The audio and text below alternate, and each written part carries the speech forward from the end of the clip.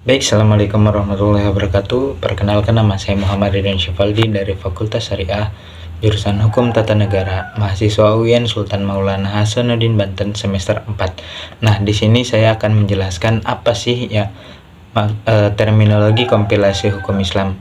Nah, untuk secara etimologi, kompilasi berarti himpunan atau rangkuman. Dengan demikian, kompilasi hukum Islam pada dasarnya adalah himpunan atau kodifikasi kaidah-kaidah hukum Islam. Nah, untuk secara terminologi, KHI adalah rangkuman dari berbagai pendapat hukum fikih yang diekstrak dari berbagai kitab-kitab rujukan para ulama, baik klasik maupun kontemporer, yang kemudian disistematikan ke dalam format bahasa perundang-undangan modern atau pasal demi pasal. Nah, KHI di kalangan akademisi kerap disebut sebagai fikih Indonesia. Hal ini dikarenakan KHI tidak sekedar memindahkan teks fikih klasik secara mentahan, melainkan mengakomodasi hukum adat, kearifan lokal, dan realitas sosiologi masyarakat Indonesia. Nah, contohnya di sini ialah konsep harta bersama atau konsep harta gonogini. Dalam perwakilan serta konsep ahli waris pengganti diatur dalam pasal 185 KHI. Pada ruang lingkup hukum, kewarisan adalah produk jihad khas Indonesia yang sebelumnya tidak dikenal secara spesifik dalam literatur fikih klasik Timur Tengah.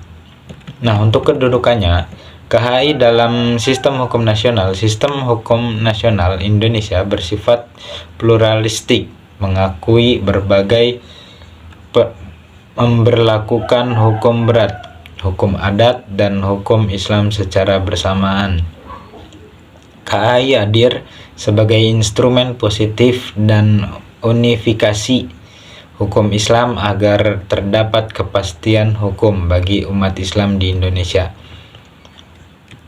Dilanjut, dalam kajian keilmuan hukum tata negara mengenai tata urutan peraturan perundang-undangan merujuk pada Undang-Undang Nomor 12 Tahun 2011 beserta perubahannya,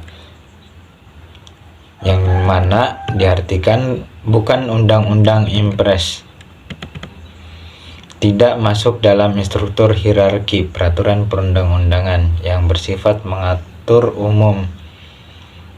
Selanjutnya, sifat kebijakan.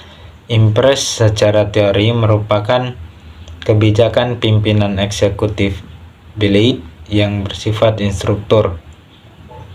instruksional ke dalam struktur pemerintahan. Hal ini membuat kedudukan formal KHI sering menjadi objek perbedaan akademisi secara tata negara murni. KHI mengatur hak, kewajiban, dan hajat hidup warga negara seperti syarat sah nikah, pembagian porsi waris, dan perwakafan yang idealnya dikuatkan dengan produk hukum setingkat perundang-undangan, bukan sebatas impres. Selanjutnya ada tinjauan hukum material, penerapan praktis. Meski secara perundang-undangan hanya berpayung impres, kedudukan KHI secara material di lapangan sangatlah kuat. Berdasarkan Undang-Undang Nomor 7 Tahun 1989 tentang peradilan agama, pengadilan agama memiliki yurisdiksi mutlak untuk menyelesaikan sengketa perdata Islam. Dalam konteks ini, KHI berfungsi penuh sebagai hukum material atau hukum substantif. KHI adalah kitab undang-undang yang menjadi pedoman utama dan rujukan wajib bagi para ahli pengadilan agama dan dalam memutus perkara. Selanjutnya ada kehadiran KHI berhasil menghilangkan disparitas atau kesenjangan putusan antara hakim yang sebelumnya sering terjadi karena masing-masing hakim merujuk pada kitab kuning atau fikih yang berbeda-beda. Nah, untuk singkatnya, KHI adalah wujud nyata dari pelembagaan hukum Islam menjadi subsistem yang tak terpisahkan dari tata hukum nasional. KHI memberikan kepastian dan keadilan bagi masyarakat sekaligus menjembatani kebutuhan antara hukum, agama, dan otoritas negara. Nah, mungkin cukup sekian dari saya sendiri. Saya Muhammad Ridwan Syafaldi, pamit undur diri. Wassalamualaikum warahmatullahi wabarakatuh.